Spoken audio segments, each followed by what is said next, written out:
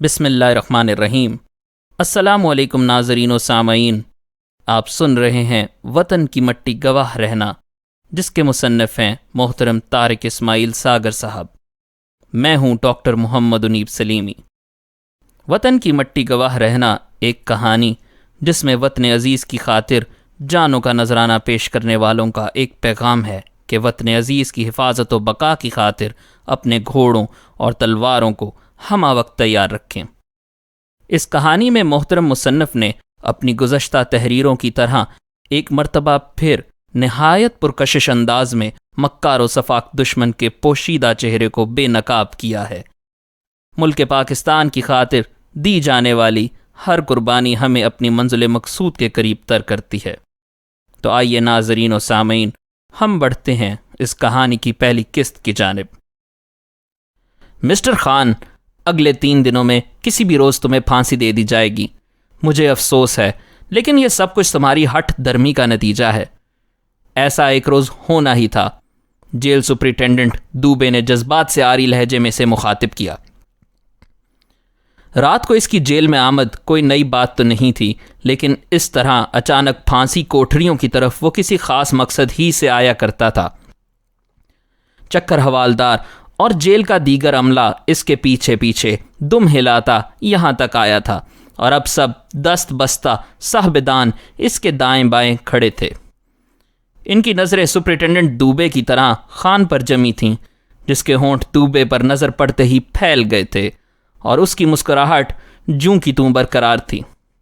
حالانکہ ان کے خیال میں ابھی تک خان کو غش کھا کر گر جانا چاہیے تھا، لیکن وہ ہمیشہ کی طرح آج بھی آہنی چٹان کی طرح ان کے سامنے ڈٹ کر کھڑا ان کے عزائم کا تمسخر اڑا رہا تھا۔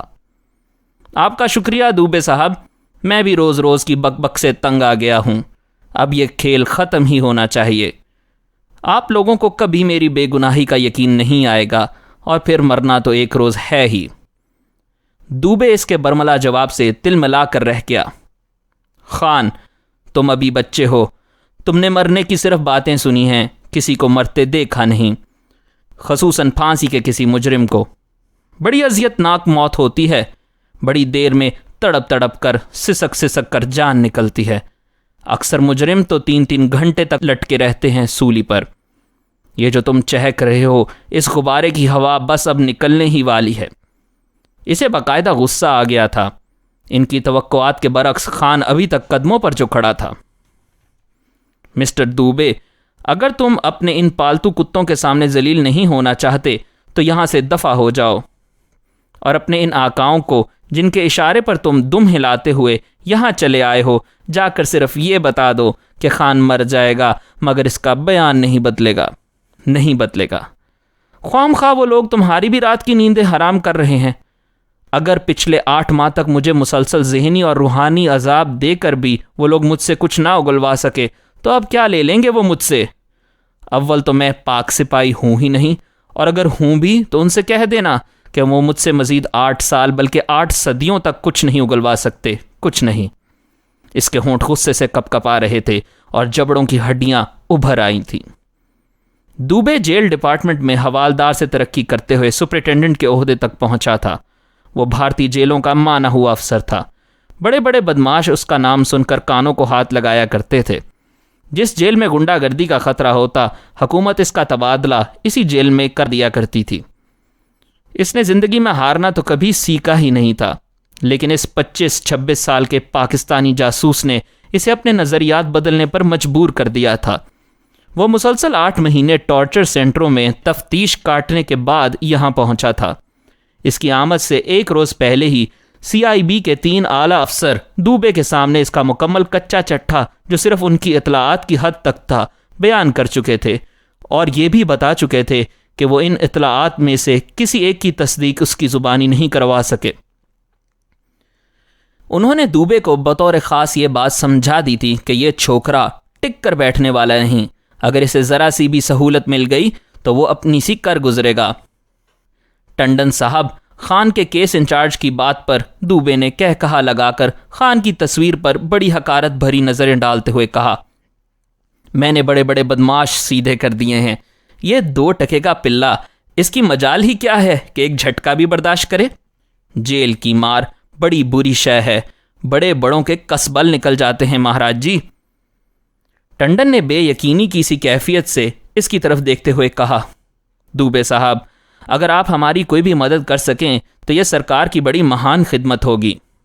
اگلے روز پولیس گارڈ کی سخت نگرانی میں جب 8 ماہ کی چیرہ دستیوں کا شکار خان اس تک پہنچا تو اس ادھموئے انسان پر ایک نظر حقارت ڈالتے ڈوبے نے بڑے تمسخر سے کہا، یہی ہے وہ سورما، ابھی دیکھ لیتا ہوں سالے کو۔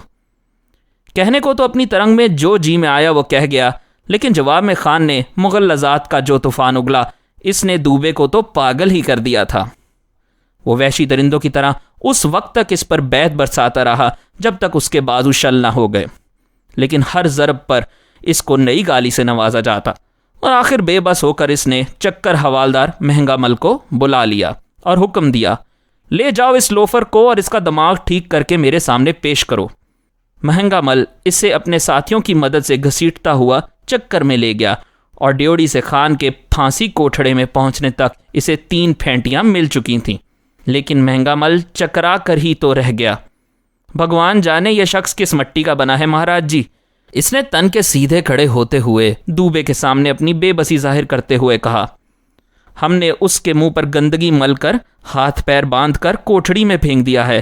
اس نے اپنی کارروائی سے اپنے افسر اعلیٰ کو مطلع کیا۔ دفع ہو جاؤ، اس نے غصے سے مٹھیاں بھینچیں، گدھے، تم سے ایک معمولی مسلمان چھوکرا قابو نہیں آ رہا، جاؤ اور ریٹائرمنٹ لے کر کوئی مندر سنبھال لو پنڈت جی۔ غصے سے کھولتے ہوئے اس نے پنڈت مہنگا مل چکر حوالدار کو حکم دیا، اسے کھول کر ڈنڈا بیڑی لگا دو۔ 8ویں دن جب روایت کے مطابق صاحب کا دورہ آیا تو پھانسی کوٹھڑیوں میں بند سکھ قیدیوں نے سوال اٹھایا کہ اگر خان کی بیڑی نہ کھولی گئی تو وہ بھوک ہڑتال کر دیں گے۔ کم از کم اس حساس احاطے میں انہوں نے انسانی درندگی اور بربریت کا اس سے زیادہ بدترین مظاہرہ اس سے پہلے کبھی نہیں دیکھا تھا، اور سپرنٹینڈنٹ کے لیے یہ کوئی معمولی دھمکی نہ تھی۔ یوں بھی وہ 8 دن سے زیادہ مسلسل بیڑی لگا بھی نہیں سکتا تھا۔ اس نے انہی قدموں پر کھڑے کھڑے پنڈت مہنگا مل کو حکم دیا کہ وہ خان کا ڈنڈا بیڑی اتار کر اسے بیڑی پہنا دے۔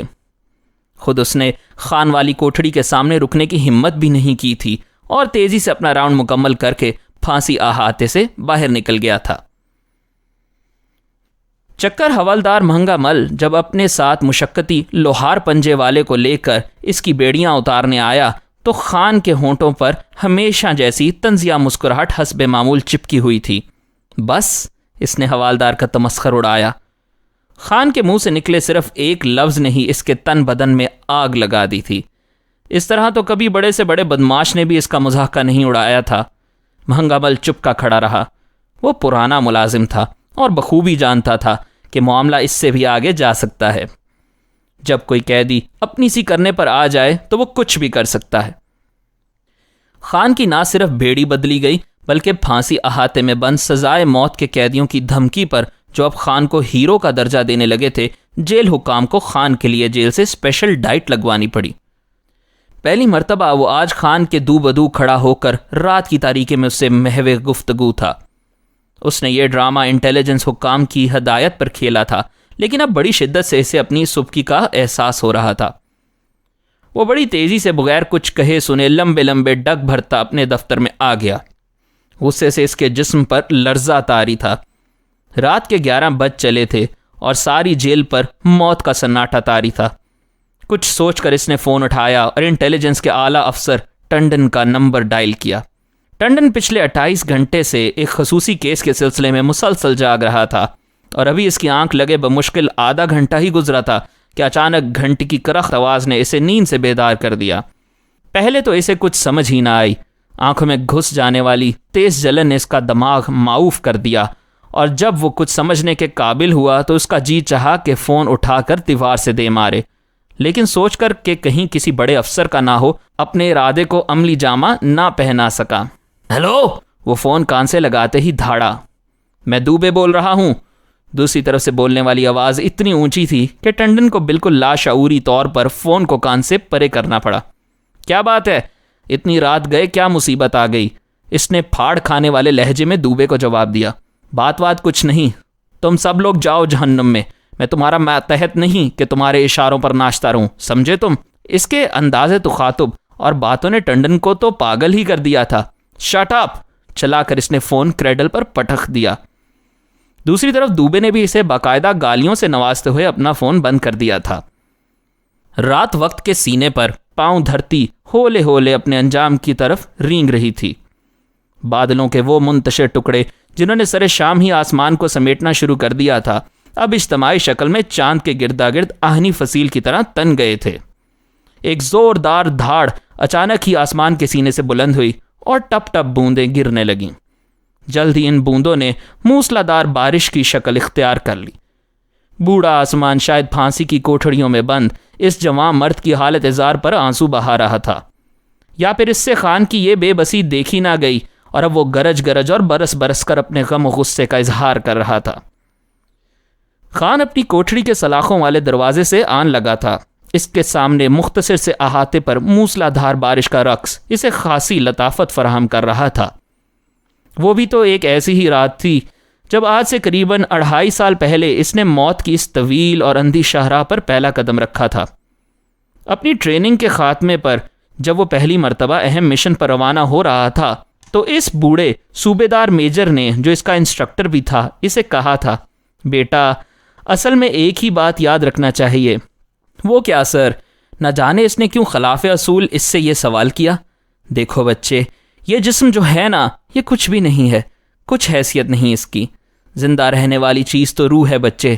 اگر زندگی میں کبھی دونوں میں سے کسی ایک کا انتخاب کرنا پڑے تو جسم کو کبھی اولیت نہ دینا۔ اس پر لگے داغ اور اذیت کے تمام نشانات کبھی نہ کبھی اپنی موت مر جاتے ہیں، لیکن روح کا معاملہ بالکل الگ ہے، بالکل جدا۔ اسے کبھی داغدار نہ ہونے دینا، ورنہ ساری زندگی جہنم کا ایندھن بنے رہو گے، کیونکہ تمہارا ضمیر خوش قسمتی سے زندہ ہے۔ بوڑھے صوبیدار میجر نے کتنے آسان لفظوں میں یہ عابد خان کو نکتہ سمجھا دیا تھا، اور اس نے کبھی اپنے انسٹرکٹر کی اس بات کو نہ بھلایا۔ دونوں سویلین لباس ہی میں اس سرحدی اسٹیشن تک آئے تھے۔ ان کے ساتھ یہاں بمشکل 8-10 سواریاں اتری تھیں۔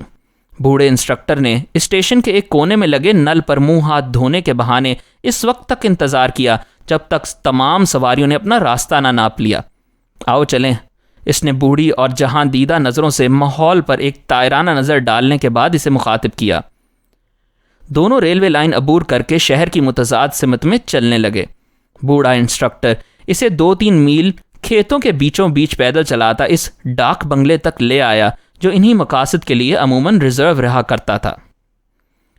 ڈاک بنگلے پر ان کا استقبال ایک درمیانی عمر کے مضبوط اور گٹھے ہوئے جسم کے مالک کرنل نے کیا۔ صوبیدار کی دونوں ایڑیاں کسی میکینکی عمل کے تحت اس کی شکل پر نظر پڑتے ہی آپس میں جڑ گئی تھیں۔ کم آن مائی بوائے، ویلکم ٹو یو۔ اس نے گرم جوشی سے پہلے عابد خان سے مصافحہ کیا، پھر اسے گلے لگا کر اس کی کمر پر تھپکی دے کر خود سے الگ کر دیا۔ کیسا پٹا ہے صوبیدار صاحب، ٹھیک ہے نا؟ ایک دم ٹھیک ہے سر۔ صوبیدار کی ایڑیاں پھر آپس میں مل گئیں۔ Well done, well done. انہوں نے عابد خان کے بازو کی مچھلیاں ٹٹولتے ہوئے صوبیدار کو شاباش دی۔ جب وہ کرنل صاحب کے ساتھ ایک کمرے میں داخل ہوا تو صوبیدار باہر ہی رک گیا تھا۔ کمرے کے وسط میں رکھے میز پر ایک نقشہ پہلے سے بچا تھا اور چھت سے لٹکتے بلب کی زرد روشنی دن کے وقت بڑے عجیب اور بے ڈھنگے طریقے سے اس کا احاطہ کر رہی تھی۔ سالوں پہلے کے تعمیر شدہ ڈاک بنگلے کی اونچی چھت اور کمرے کے ماحول کا جائزہ عابد خان نے اپنی ٹریننگ کے مطابق اندر داخل ہوتے ہی کر لیا تھا۔ کرنل صاحب نے اسے ایک کونے میں بڑے سلیقے سے سجائے گئے صوفے پر بیٹھنے کا اشارہ کیا۔ مزید اقساط سننے کے لیے ہمارے چینل کو سبسکرائب کیجیے اور بیل آئیکن پر کلک کریں تاکہ آپ کو ہمارے نئے اپلوڈز کے متعلق نوٹیفیکیشنز ملتی رہیں۔ ہماری ویڈیوز کو لائک اور شیئر کریں اور کمنٹ سیکشن میں ہمیں اپنی رائے سے آگاہ کرتے رہیں۔